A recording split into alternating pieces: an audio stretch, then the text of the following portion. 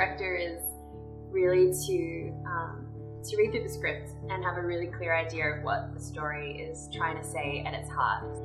And then to be able to, from that one point, which sort of serves as an anchor, creatively come up with an entire vision that then extends to how that one idea is going to be visually interpreted, how it's going to be represented frame by frame through the way that we shoot it, through like color schemes, through the pacing and the kind of mood and tone that we set for actors. And then that also progresses all the way to, in post-production, like choosing the type of music that's going to go with the film.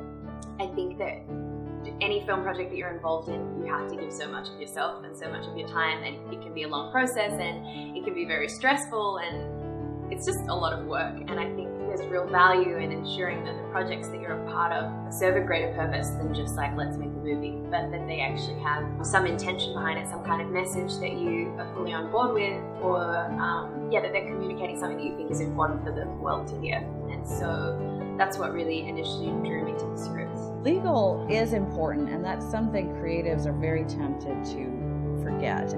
Najee and I put together just a very simple one-page contract. We had a contract with the director, and then everybody else, all the cast and crew, had to sign releases and waivers so that they wouldn't hold us liable if anything happened on the set. Also giving us permission to use their image and voice both in the short film and the making of. This may be different depending on what country you're in, but it's definitely something you should look into. When you write a script, you do have to keep in mind, as few locations as possible, and also as accessible a location. I didn't realize by one of the locations being a restaurant how difficult that would be. We really need to differentiate the exterior setting and the interior setting. So for the interior restaurant, we were looking for something that was going to have a real feeling of being restricted, confined, something that felt a little darker and a little moodier than your average like family restaurant. And it also needed to have this feeling of exclusivity. The biggest challenge was, I guess, budget. Location permits and hiring a space can be very expensive, especially in LA. So you often have to make creative compromises. We ended up getting a huge blessing out of nowhere through the Middle East Women's Network, and they're a board member, and basically opening up their home. We just got creative with our space. So we actually turned the home into a restaurant. The other location was a garden, and in Southern California in the summer, it's just dry. So that was challenging. We needed a really wide open space that felt abundant and felt wild and felt organic. We had a lot of difficulty finding an abundant garden, and the house that we actually shot the restaurant in, they did have a garden.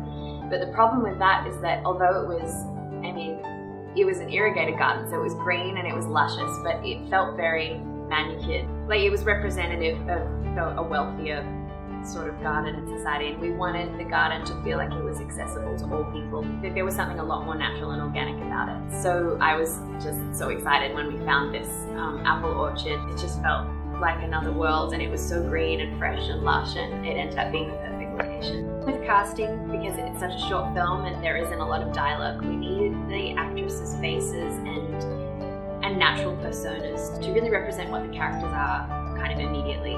Nowadays, it's all done online. Yeah. And probably in all countries, this would be the way. Is you post online. You can post on Facebook or Instagram. Mm-hmm. You can also post here in LA. There's Hollywood Film and Casting and other official websites that actors look to. And so we posted there. They submitted headshots and resumes.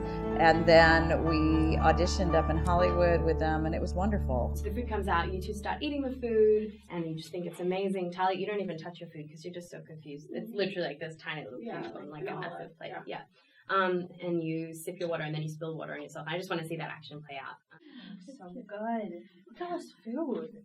This is so much more than we got last time. I know. It's because someone's hungry. Yeah. Let's see. Oh. Really sweet. Really? Yeah. Excuse me. What? From the minute Kaylin walked into the room, she just had this.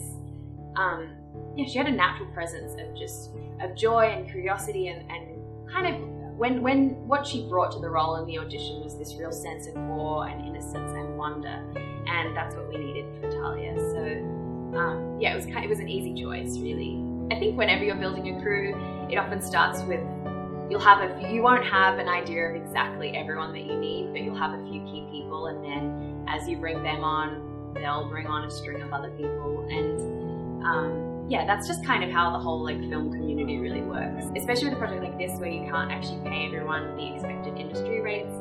You're really trying to bring people on board that artistically and I guess on either an emotional or spiritual level connect to the material that's connected to the script and the story. Once you have a cinematographer and a production designer, they're going to know friends or people that they work with that they can bring on board, and so it kind of just grows and expands from there.